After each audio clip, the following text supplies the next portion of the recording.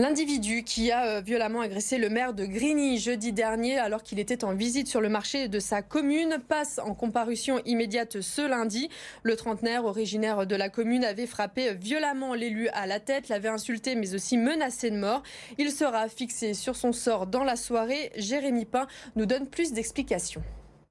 C'est un homme de 36 ans qui comparaît aujourd'hui devant le tribunal correctionnel de Lyon. Un homme habitant Grigny, suspecté de violences aggravées et de violences avec armes sur personne dépositaire de l'autorité publique. Jeudi dernier, sur la place du marché de la commune, il aurait frappé au visage le maire Xavier Odo et menacé 2 policiers municipaux ainsi qu'un autre élu. Il aurait également sorti un couteau sans en faire l'usage. Ce n'est pas la première fois que l'homme apostrophait le maire sur fond de demande de logement. Le suspect serait un homme sans abri. Son entourage le dépeint comme quelqu'un de très démuni. Le maire de Grigny a été la cible par le passé, dans un contexte où de nombreux maires et députés reçoivent régulièrement des menaces écrites ou orales. Depuis la création, de nombreux élus de tous bords ont apporté leur soutien au maire Xavier Odo. Elle dénonce des suppressions de postes et la fermeture de lits. Les sages-femmes de l'hôpital Lyon-Sud font grève depuis ce lundi. Elles craignent que cela impacte sur la qualité de leurs soins. D'autres professions de l'hôpital se sont joints à leur mouvement de grève. Les explications sur place de Lauriane Pellaou. Ici, toutes les sages-femmes, les agents de service hospitalier et les aides-soignants de la maternité sont en grève. Tous se sont réunis ici et sont en colère. Les conditions de travail étaient déjà compliquées à l'hôpital avec la pandémie. Aujourd'hui s'ajoutent des suppressions de postes, 10,4 équivalents temps plein selon la direction. En parallèle, 5 lits vont être fermés. Une décision qui pourrait impacter la qualité des soins selon les professionnels. D'autant plus que les équipes avaient diversifié leur offre avec un service physiologique. Ces suppressions, ce sont donc un manque de considération selon elle. Écoutez. La direction, eux, ils raisonnent en nombre d'accouchements qui n'était pas le nombre d'accouchements qu'ils attendaient. Après, à aucun moment, ils comptabilisent tout ce qu'on fait autour. On rencontre déjà beaucoup de situations compliquées pour trouver des places à nos patientes et puis pour s'occuper d'elles dans de bonnes conditions. Donc, avec du monde en moins et des lits en moins, ça va être encore plus compliqué. Ça veut dire revenir plus souvent sur repos, sur des arrêts de travail des collègues. Ça va que s'accentuer. Une pétition demandant le maintien des effectifs a déjà recueilli plus de 8500 signatures. Si la direction reste sur ses positions, d'autres actions seront prévues dans les prochains jours. Mairie de Villeurbanne recherche personnel pour ses crèches désespérément. Depuis plusieurs mois, auxiliaires de puériculture et éducateurs de jeunes enfants manquent cruellement à l'appel. Résultat, toutes les structures de la ville doivent réduire leurs horaires faute de personnel. Écoutez Christina Martineau, adjointe chargée de la petite enfance au micro de Louis Léger. Alors, il y a 3 établissements aujourd'hui qui finissent à 17h, qui sont entre 8h et 17h, mais tout le reste de nos établissements, ce sont 8h, 17h30. Il manque l'équivalent de 17 temps plein dans l'ensemble de nos structures à Villeurbanne. Donc c'est beaucoup de personnel à recruter d'ici la rentrée. C'est un vrai problème de démographie professionnelle, c'est-à-dire qu'aujourd'hui, il n'y a pas assez de personnel formés qui sont sur le marché de l'emploi par rapport aux besoins. Il n'y a pas assez de personnel qui sortent des écoles de formation. Également, sachez que la police du Rhône recrute. Si vous avez entre 18 et 30 ans, des policiers adjoints sont recherchés dans tout le département.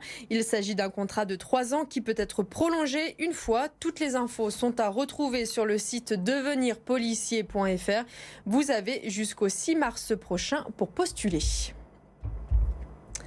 Alors que la situation en Ukraine ne cesse de s'aggraver, la communauté ukrainienne de Lyon s'inquiète pour ceux qui sont restés au pays. Laurent Canonico est allé à leur rencontre. À l'église ukrainienne de Villeurbanne, les fidèles prient pour la paix et se souviennent des 100 premières victimes tombées il y a tout juste 8 ans. Alors que la situation s'envenime et que des affrontements ont éclaté entre les forces ukrainiennes et les séparatistes soutenus par les Russes, la diaspora lyonnaise s'inquiète pour les proches restés au pays. Les retours qu'on a, c'est qu'il y a une inquiétude qui est quand même plus grande que les jours d'avant. On voit les gens qui font des provisions, on voit les gens qui se préparent.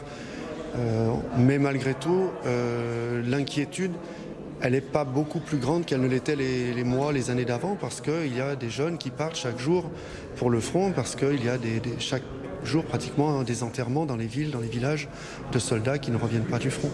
Car depuis 2014, les agressions se répètent dans la région du Donbass. La Russie a placé 150 000 hommes sur toutes les frontières. À Lyon, les Ukrainiens rappellent que Moscou constitue une menace permanente et veulent encore croire en la voie diplomatique. Aujourd'hui, dans les médias, on parle aussi de la guerre entre la Russie et l'Ukraine qui pourrait commencer. Sauf qu'on a oublié que depuis 2014, on est déjà en guerre contre la Russie. Donc ce ne serait pas une guerre nouvelle, c'est plutôt une guerre qui prendra une ampleur plus considérable. Ce qu'on attend de France, c'est que tous les pays de nos voisins puissants européens montrent que ces pays-là soutiennent l'Ukraine pour dissuader la Russie de n'importe quel acte militaire. Et je pense que c'est ça le rôle, c'est de soutien et d'aide. Dimanche prochain, les paroissiens de l'église gréco-catholique ukrainienne de Villeurbanne prieront une nouvelle fois pour la paix, pour leurs familles aussi. Certains commencent à s'exiler à l'ouest du pays. Une semaine et déjà 200 inscrits. Le marathon du Beaujolais suscite cette année beaucoup d'engouement. Vous êtes très nombreux à vouloir vous inscrire. La course se déroulera le 19 novembre prochain. Vous avez donc encore un peu de temps pour vous entraîner si vous voulez y participer. Cette course, elle est mythique. Elle se trouve dans le Beaujolais et les coureurs viennent de la France entière pour y participer. Écoutez.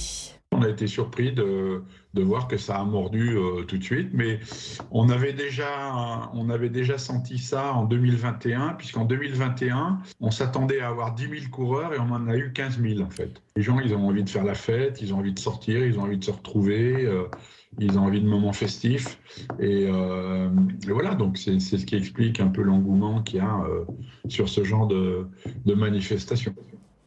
Et si pendant ces vacances, vous testiez le biathlon à moins de 2 heures de Lyon, la station de la FECLA propose des initiations.